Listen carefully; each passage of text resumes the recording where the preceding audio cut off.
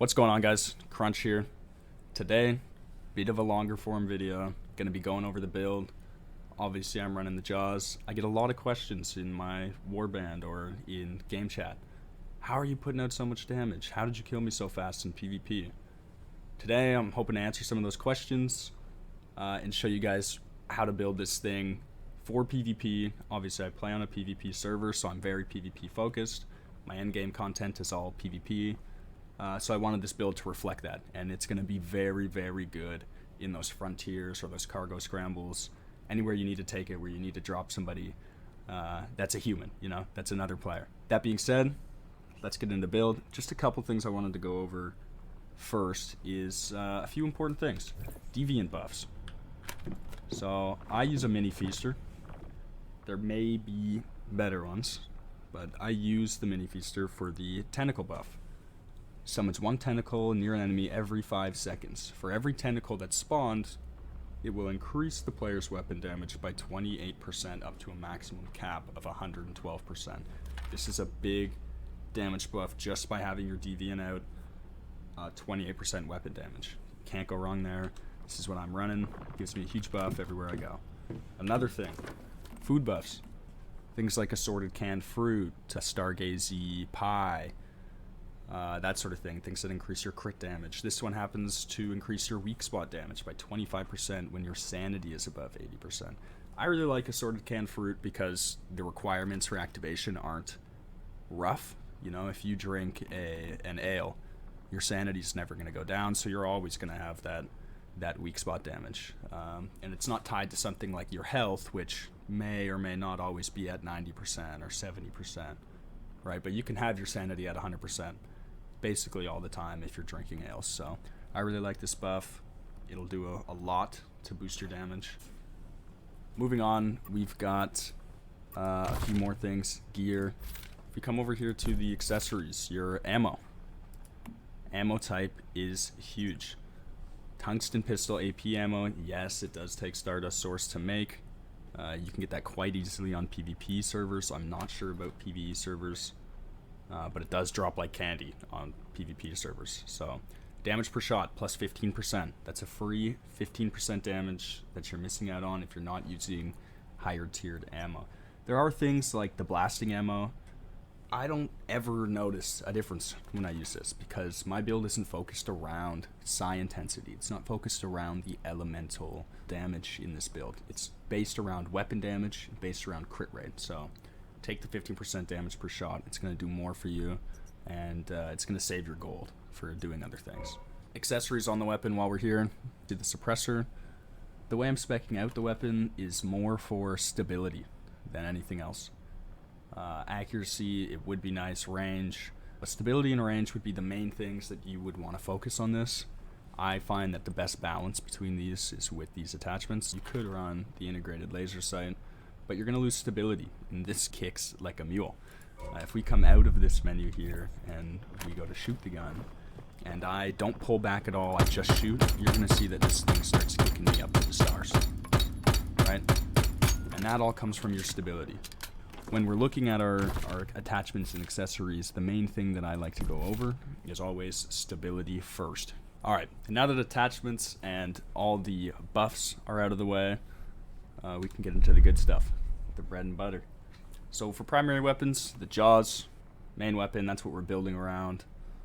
We're running Unstable Bomber with that. The AWS Bingo, this is for marking targets in PvE, and taking any engagements that they can't quite reach with the Jaws in PvP. Stun Baton over here, utility weapon. Feel free to run whatever you want here. I run the Stun Baton just because it enables me to hit those pylons in PvE. I pretty much never use this in PvP, so feel free to throw whatever you want in there. The gear. One piece Bastille helmet, that's for the set effect. When my HP is over 70%, my weapon damage gains 10%. 4-piece Lone Wolf on top of that. I'm running the mask, gloves, boots, and pants. They give you mag capacity, crit rate, and a unique stacking buff called Lone Shadow. So every 2 weapon crit hits that I deal, I gain a stack of Lone Shadow. A stack of Lone Shadow gives me crit damage plus 6% for 30 seconds, and the effect can stack up to 8 times. And that's with the tier 3. With the 4, those stacks increase to 10, and I gain a little bit of crit rate after I reload, about 8%. These gear sets that I'm using are mainly focused, you'll see, around crit and crit damage, as well as weapon damage, because I want to modify my crit values. So I'm not focused on things like elemental damage, status damage, that sort of thing. I'm running raw weapon damage and raw crit damage as the main focus of this build. With that, the Shaman Vulture Top.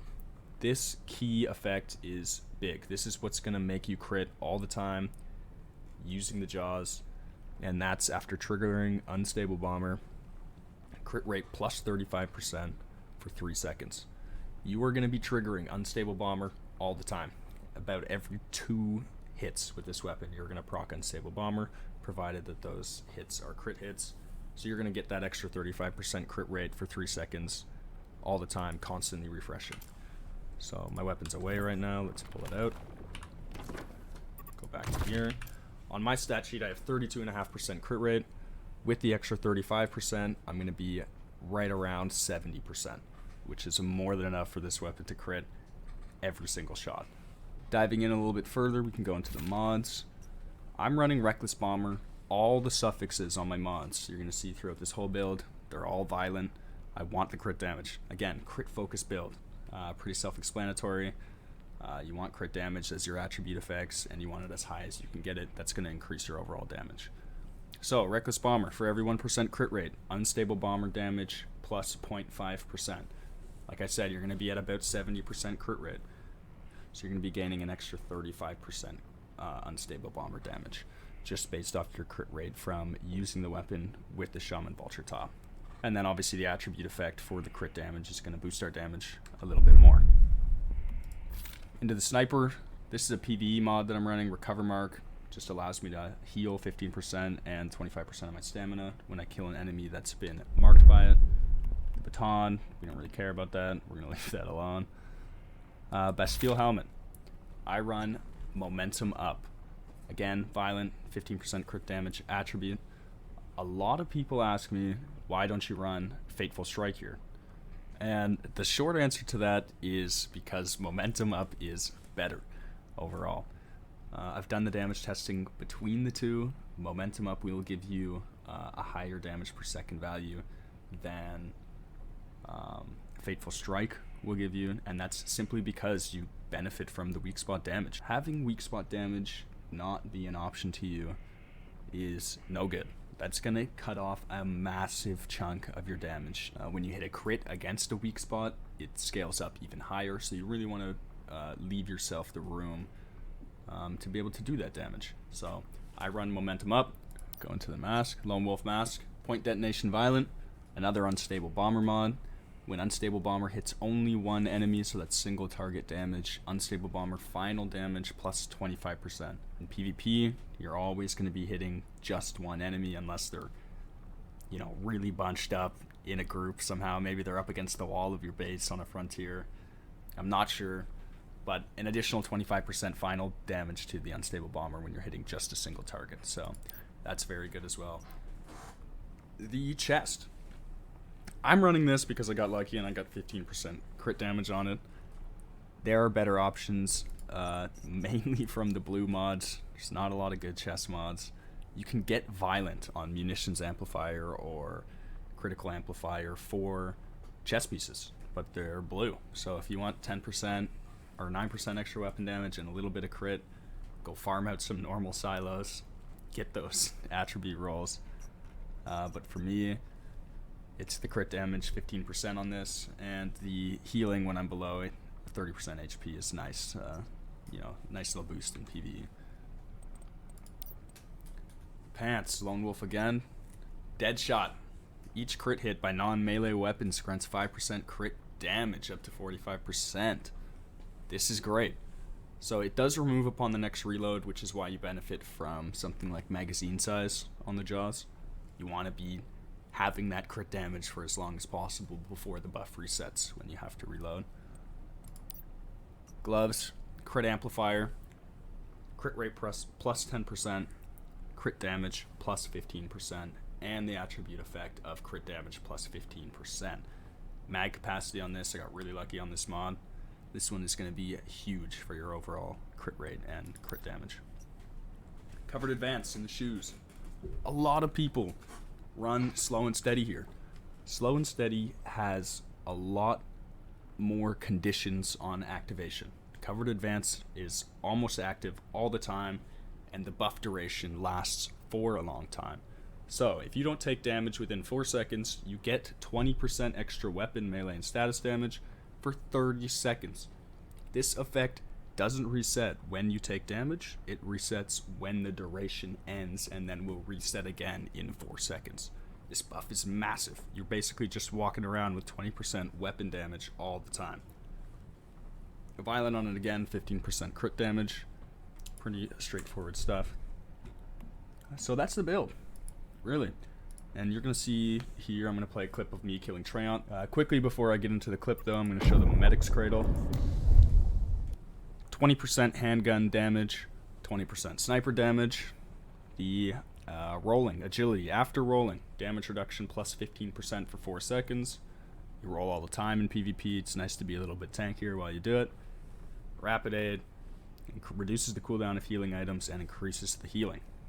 Again, great in PvE and PvP. Brawl boost, 20% damage reduced when players are hitting you.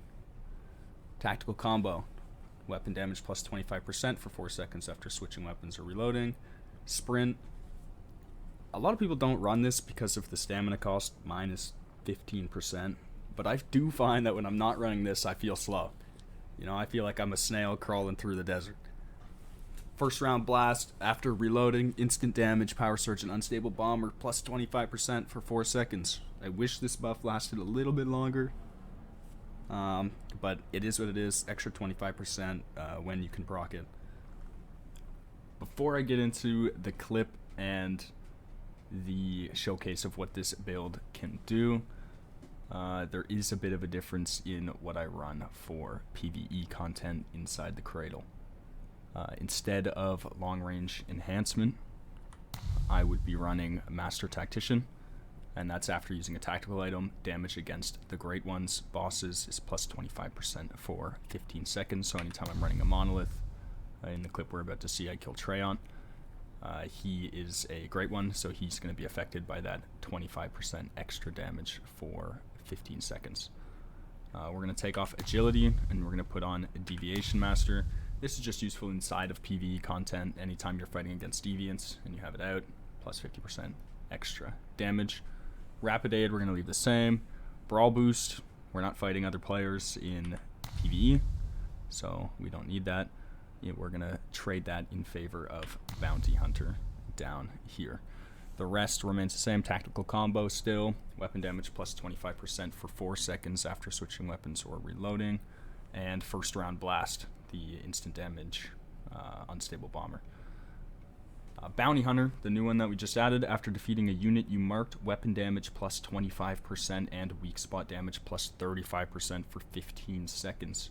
You're going to notice in the clip against Treyant, part of my strategy is marking the final tentacle with the bullseye, defeating it, and then I get that extra 25% damage and 35% weak spot damage for 15 seconds, which stacks with tactical combo and handgun enhancement, as well as Master Tactician for a ton of damage, almost 100% extra damage.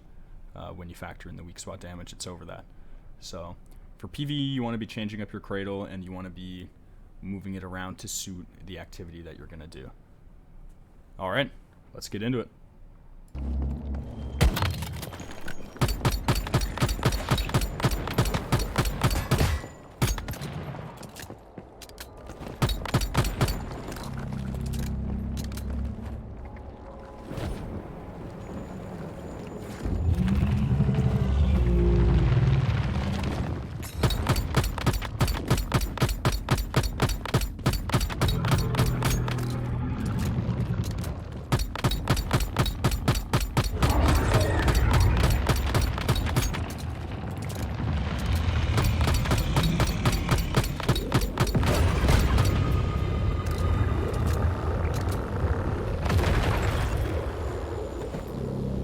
Alright guys, so as you can see from the clip, this thing does absolutely insane damage to endgame PvE pro mode content.